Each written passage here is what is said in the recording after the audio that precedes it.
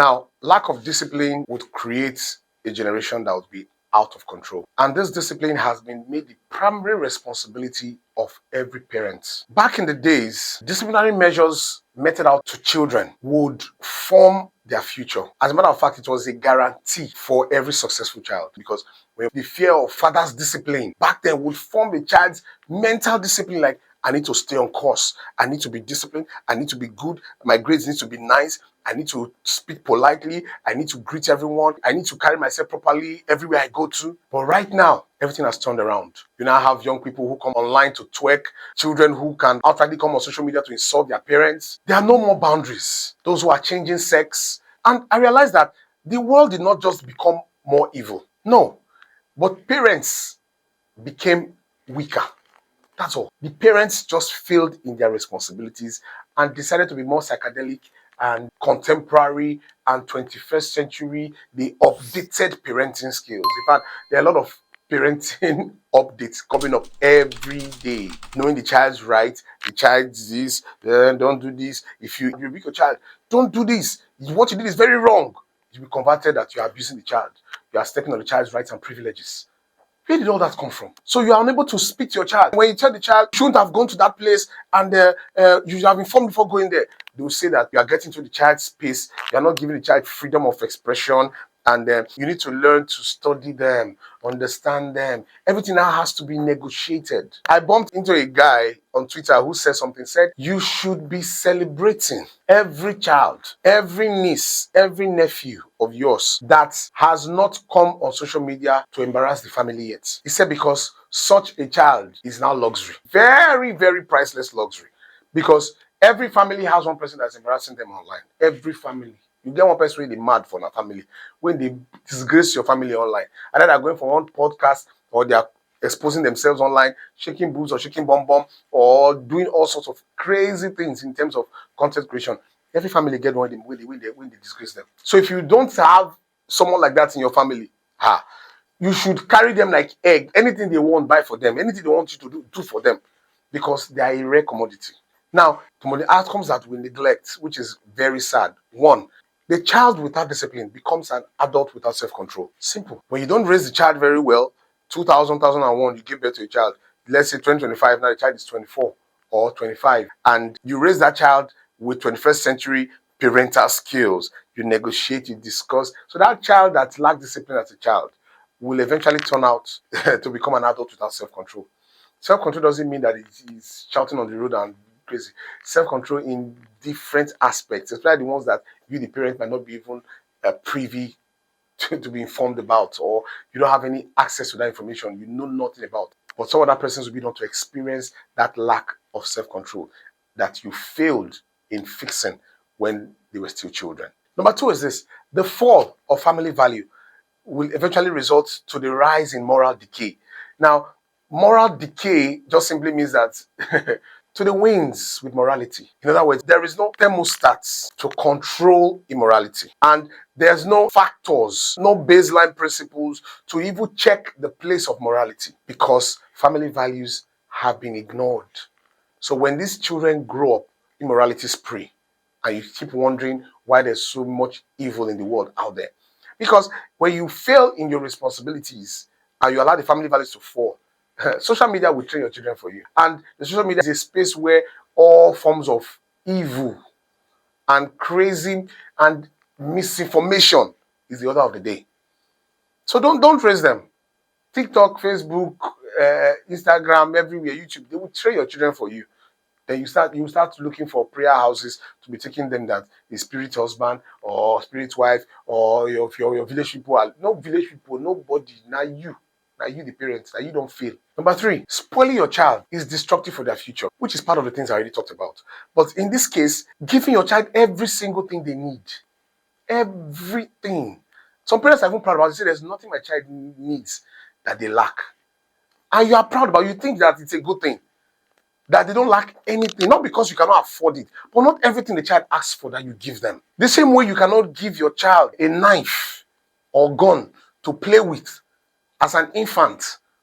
When you provide everything they need, you have eventually given them a dangerous arm to destroy themselves with. because they will grow up with a very high sense of entitlement.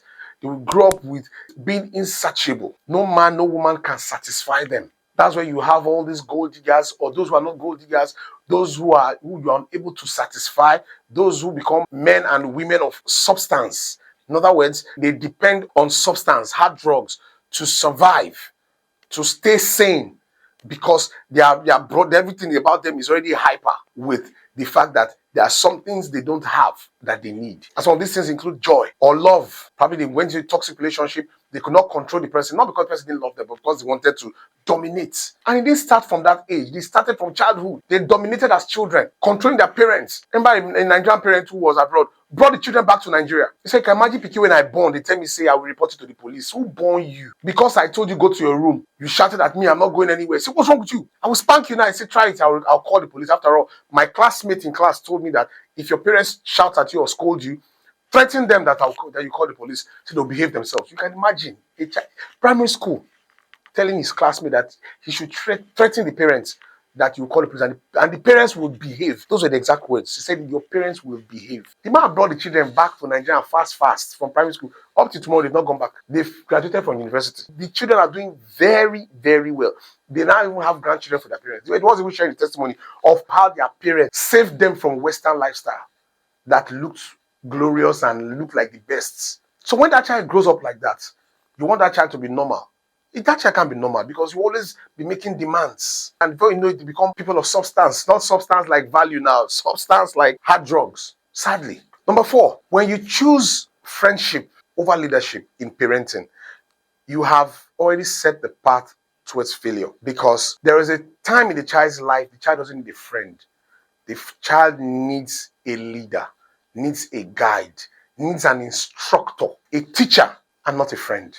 When a child gets older, yes, the child cannot need a friend where you cannot talk to, so they can open up to you, share some things with you about their personal lives, experiences with other people, so you can properly, accurately advise them, because they have passed that stage of tutoring, leadership, instructions, right?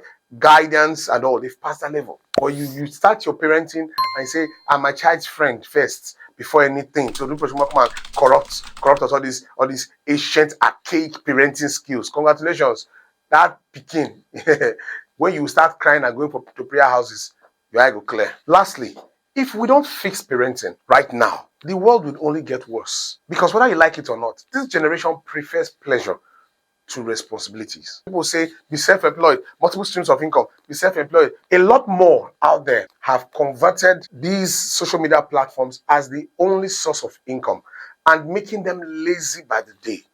Because the monies they make are not sustainable. Because when they make these monies, they want to live a particular lifestyle.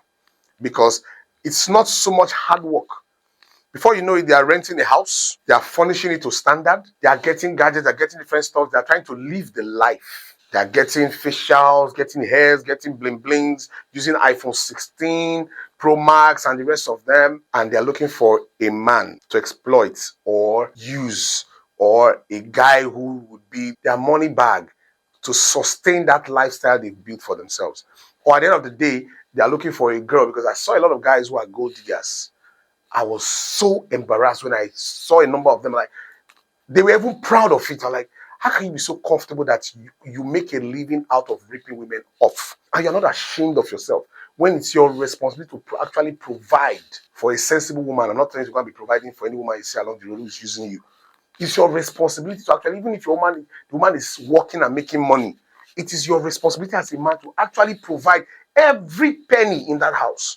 That's my own theory. You might not agree with me. But if the woman is sensible, she would not allow that to happen. She would also support the family. But you're not even doing any of that. You are enjoying and you are proudly saying that you make a living out of exploiting women. One of them actually said, Val, you are just wasting this your good looks. Wasting your good looks as you did like this. You are 6'3". You are this. You are that. You this. You can talk well. You are handsome. You are intelligent. Blah blah blah. If you enter the market like this, and when you go take blue, forget your wife no go know. I was like, wait, first, even married men do? He say yes, married men still do it. I was disgusted. So it works both ways. There are men who rip women off, there are women who rip men off. Because of the lifestyle out there, they become more comfortable being lazy. Nobody wants to go to the office to do any work. No one wants to look for a job, even though sometimes some of these jobs out there can also be very exploiting. All right, where you check out some of the things you are doing and you realize that you are not making an equivalent of the effort you are putting in. It can be very discouraging. But I tell people, it's not about what you're making now. It is the foundation you are laying for your future, because that place you're working at, you can get a referral tomorrow that will change your life. Or you might meet someone there and leave that place where you're working. Nobody says that you must stay in one place and work there forever. Nobody said that. There's no law that says that. But while you are doing that job, create other streams of income so that that place you are working will not be your only source of income. Because, like I said in one of my videos, if you are earning 300,000 in a month, you are broke. I can tell you from experience, first-hand information, 300,000 a month, you are broke. You are freaking broke. You are among the poor class. And you will always need money, you always borrow money, ask for help, need help. So just imagine when you are earning below that. I rest my case.